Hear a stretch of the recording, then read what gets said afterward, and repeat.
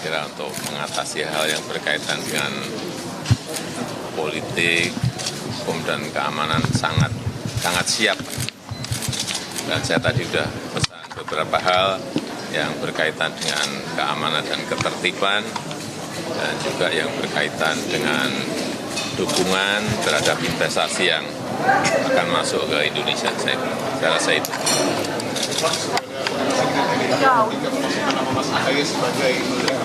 Gimana? Jadi pertama, ini urusan yang berkaitan dengan Menteri ATR BPN, Mas Agus Harimurti Yudhoyono. Kita tahu beliau ini Ketua Umum Partai Demokrat pertama. Beliau juga alumni Akademi Militer Akmil, juga pendidikan di Nanyang University, di Harvard University, di Webster University. Saya kira saya tidak ragu memberikan tempat untuk Kementerian ATR BPN karena ini urusan manajemen. Saya kira beliau akan sangat siap. Ya,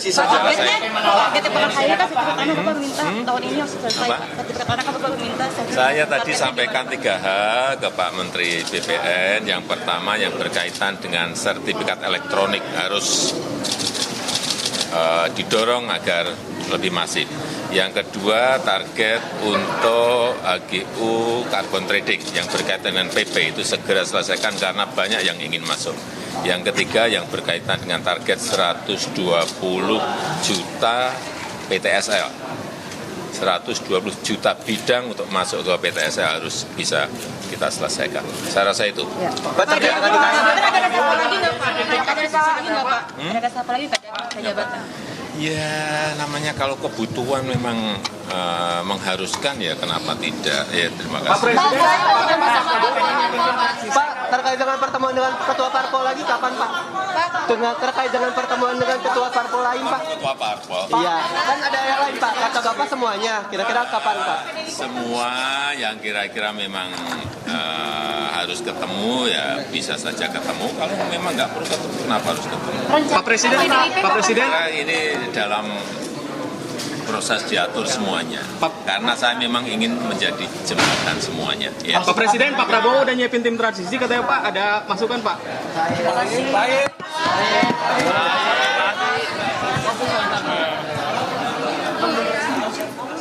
Baru saja kita dengar keterangan dari Presiden Joko Widodo usai pelantikan 2 menteri yakni Menko Polhukam dan juga Menteri ATR. Dalam kesempatan barusan, Presiden Joko Widodo menyampaikan alasan terkait memilih Hadi Cahyanto sebagai Menko Polhukam. Ini dikarenakan latar belakang dari Hadi Cahyanto sebagai mantan Panglima TNI yang dianggap mumpuni menjabat sebagai Menko Polhukam.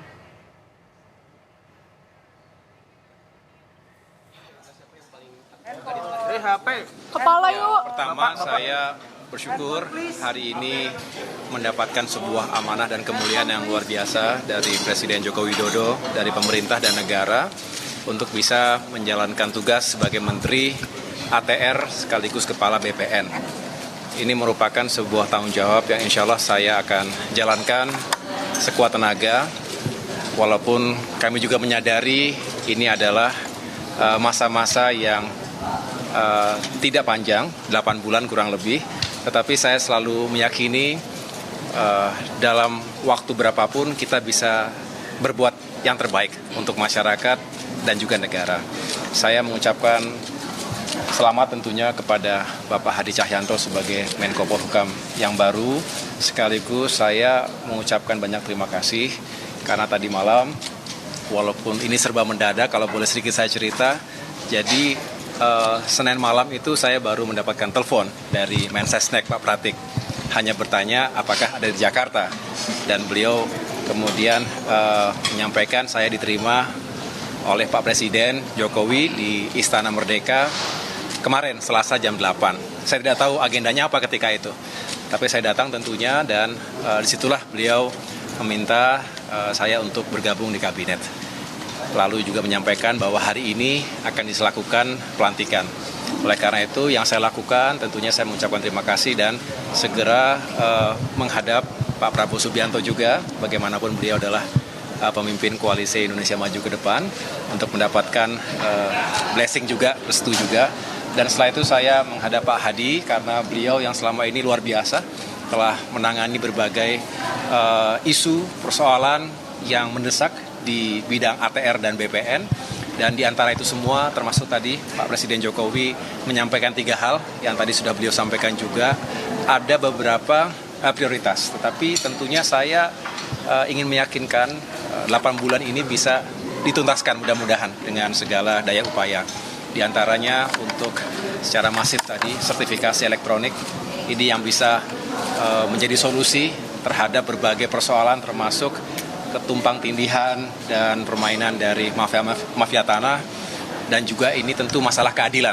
Masalah keadilan bukan hanya masalah bagi-bagi sertifikat, tetapi ini masalah keadilan yang sangat fundamental, dan kita tentunya juga punya tujuan kalau apa yang dilakukan oleh Pak Hadi selama ini, ATR dan BPN ini bisa menghadirkan kepastian hukum, khususnya untuk tata ruang, lokasi, dan tanah yang akan digunakan sebagai tempat membangun berbagai infrastruktur di skala strategis nasional maupun lokal, maka investasi akan bergerak. Dan ini sebuah confidence yang harus kita tumbuhkan di dalam maupun dari luar negeri. Kalau investasi bergerak, tentu akan menghadirkan pertumbuhan ekonomi. Ekonomi rakyat akan bergerak, membuka lapangan pekerjaan, meningkatkan penghasilan, dan pada akhirnya masyarakat akan lebih sejahtera. Jadi banyak hal, termasuk juga tadi ada target yang disampaikan oleh beliau, mengejar hingga tuntas 120 juta bidang PTSL yang mudah-mudahan juga bisa kita kelola, dan tentunya kita meyakinkan agar isu lingkungan hidup juga bisa menjadi prioritas utama. Oleh karena itu kami akan melakukan komunikasi dan koordinasi dengan berbagai lembaga dan kementerian yang terkait, dan tentunya tadi malam saya sudah matur Pak Hadi, walaupun nanti beliau sebagai Menko Polhukam, berkenan nggak tetap saya ganggu untuk saya minta pandangan-pandangan dan juga masukan-masukan ya, karena ini kerja yang besar dan tentunya membutuhkan berbagai masukan, termasuk dari para ahli dan dari para akademisi. Demikian. Pesan dari Pak SBY ada nggak, Mas? Pesan dari Pak SBY terkait penunjukan ini? Beliau tentunya juga bersyukur karena ini juga menjadi sebuah momentum Partai Demokrat kembali ke pemerintahan. Banyak yang mungkin belum menyadari bahwa Demokrat selama 9 tahun 4 bulan berada di luar pemerintahan, dan ini sebuah momentum yang sangat bersejarah karena alhamdulillah apa yang kami perjuangkan juga selama ini bisa lebih direalisasikan jika Demokrat bergabung dengan pemerintahan secara langsung, karena kebijakan itu di tangan eksekutif. Walaupun perjuangan parlemen juga sangat penting, tetapi dengan demikian ini menjadi langkah baru bagi kami semua keluarga besar Partai Demokrat untuk berkontribusi dalam pemerintahan Kabinet Indonesia Maju di penghujung atau menuju ke akhir masa kepemimpinan. Dengan demikian mudah-mudahan apa yang dilakukan secara bersama-sama ini bisa menghadirkan berbagai pencapaian dan kemajuan. Mas, ada beban politik tertentu nggak sih setelah ada perputaran politik ini? Kenapa? Ada beban tersendiri nggak sih karena selama 9 tahun ada di luar pemerintahan? Tidak secara khusus. Yang jelas memang perlu adaptasi. Yang jelas kalau ditanya keluarga besar Demokrat sangat senang karena bagaimanapun memang tujuan utama dari politik, termasuk partai politik, adalah bisa berkontribusi seluas-luasnya melalui jalur pemerintahan, eksekutif maupun legislatif. Tapi insya Allah bisa kita jalankan dengan baik. Masuknya Mas Ahaye ke dalam koalisi ini apakah mempengaruhi sikap Demokrat juga di DPR, khususnya terkait dengan interpelasi pemilu? Oh, tentu kami selalu bijak menggunakan suara kami di parlemen, formal maupun informal. Yang jelas kami tidak ingin terjebak dalam isu-isu yang mengganggu konsentrasi pemerintah. Demokrat hari ini bersama pemerintah, ada dalam pemerintah. Jadi jelas kami biasanya disiplin, Demokrat itu disiplin sesuai dengan kebijakan partai, dan tentunya kami ingin mengawal pemerintahan Presiden Jokowi dan kita semua sampai dengan tuntas, bisa mengejar semua target, termasuk target-target ATR BPN yang luar biasa, banyak yang sangat kompleks, tapi insya Allah semua yang beliau telah lakukan selama ini dan seluruh jajaran Kementerian ATR BPN bisa kita tuntaskan dengan baik. Berarti akan menentang ya Pak berarti akan menentang ya jika ada hak angket pemilu soal kecurangan itu. Kenapa? Berarti akan menentang ya jika ada hak angket pemilu soal kecurangan itu. Yang jelas kita tidak usah prejudis ya, ada kecurangan dan lain sebagainya. Saya tahu ini adalah bagian ekspresi dari berbagai kalangan pasca pemungutan suara. Itu wajar. Setiap tahun pemilu dimanapun di negara manapun selalu ada isu-isu demikian. Tetapi saya punya keyakinan, walaupun sekarang masih penghitungan sementara, tetapi yang jelas sudah bisa terbaca siapa yang menjadi pemenang pemilu. Walaupun kita menghormati sampai dengan tuntas secara formal, tetapi yang jelas kita justru harus move on, melihat ke depan, 5 tahun, 10 tahun ke depan ini banyak tantangan dan komplikasinya. Oleh karena itu, saatnya kita sudah membangun kembali rekonsiliasi bangsa dan kita berikan ruang demokrasi. Kalau ada yang tidak puas, ada mekanismenya, silahkan.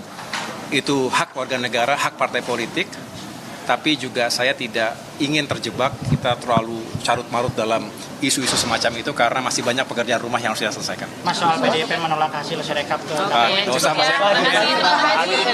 Terkait pemilu kan banyak tudingan kecurangan Pak. Terkait pemilu kan banyak tudingan kecurangan Pak, gimana sikap Menko gitu? Ya, ini ya. Saya pertama ingin mengucapkan banyak terima kasih atas amanah yang diberikan kepada saya, kepada Bapak Presiden, dan kita ketahui bersama bahwa kehormatan itu sudah diberikan sejak tugas kepada saya adalah sebagai Panglima TNI, kemudian sebagai Menteri ATR BPN, dan saat ini saya juga diberi kehormatan lagi menjadi Kemenko, Menteri Koordinator Politik, Hukum, dan HAM. Ya, tentunya adalah satu kehormatan yang harus saya jaga dan saya laksanakan dengan baik. Tadi saya sempat berbicara dengan Pak Kapolri dan Pak Panglima TNI terkait situasi politik dan keamanan semuanya kondusif, dan hal ini benar-benar harus kita jaga pasca Pesta Demokrasi tanggal 14 Februari tahun 2024. Kita memang boleh beda pilihan, namun persatuan dan kesatuan adalah yang utama harus kita jaga. Dan menjaga persatuan dan kesatuan itu adalah tugas seluruh komponen yang satu sama lain harus saling mendukung. Kemudian saya segera melaksanakan konsolidasi dengan lembaga kementerian terkait untuk tetap menjaga kondisi yang saat ini sangat baik, sangat kondusif ini agar terus dipertahankan. Karena ini adalah bagian dari tugas seluruh komponen. TNI dan Polri menjadi garda terdepan dalam menjaga keutuhan NKRI, dan ini tentunya terus akan saya jaga bersama-sama, koordinasi bersama-sama dengan Panglima TNI maupun Kapolri. TNI Polri tetap berkomitmen bahwa NKRI harga mati.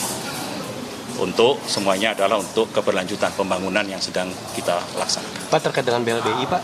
BLBI akan kita, iya, skemanya sudah kita buat dan segera saya koordinasikan, termasuk juga mana-mana saja yang menjadi prioritas utama. Ya, kita tunggu saja. Hari ini saya akan koordinasi, segera setelah itu saya akan turun ke lapangan untuk menyelesaikan permasalahan-permasalahan yang terjadi di BLBI, karena permasalahan itu juga menyangkut dengan permasalahan tanah yang selama ini juga saya bantu sebagai Menteri ATR, membantu untuk menyelesaikan permasalahan BLBI itu. Pak, ini kan Pak Ganjar mengusulkan mendorong DPR untuk hak angket mengusut kecurangan pemilu Pak. Kalau dari pemerintah pandangannya gimana Pak? Ya itu nanti dulu ya, itu kita kita lihat nanti. Suasana sekarang kita jaga kondusif, suasana aman, ini yang harus benar-benar kita jaga. Ada komunikasi juga menyampaikan menolak pemilu Pak. Ini bagaimana? Ya, menyampaikan surat menolak ya, pemilu. saya sampaikan sekali lagi, kita jaga kondusivitas yang saat ini terjadi. Kita utamakan adalah kesatuan bangsa. Ada komunikasi nggak Pak dengan Pak Mahfud sebelumnya terkait usul? Saya baru dilantik sekarang, insya Allah dalam waktu dekat saya juga akan berkunjung ke tempat Pak Mahfud MD dan seluruh tokoh bangsa, saya akan datangi semuanya. Ya, target penyelesaian Banyak fokus masyarakat itu pada KPU karena sirekapnya bermasalah, begitu Pak. Kalau dari pemerintah sendiri nanti akan apakah ada koordinasi? Ya itu kan asumsi nanti dulu aja ya. Kalau sudah, saya kira hal itu masih jauh nanti aja kalau sudah ada laporan itu. Dan saya minta kita harus benar-benar menjaga situasi yang kondusif nanti. Ini harus kita jaga benar-benar supaya kita semuanya juga nyaman. Ya, sekali lagi, pilihan boleh beda, namun persatuan dan kesatuan bangsa tetap harus terjaga. Ya, terima kasih. Ya, cukup. Terkait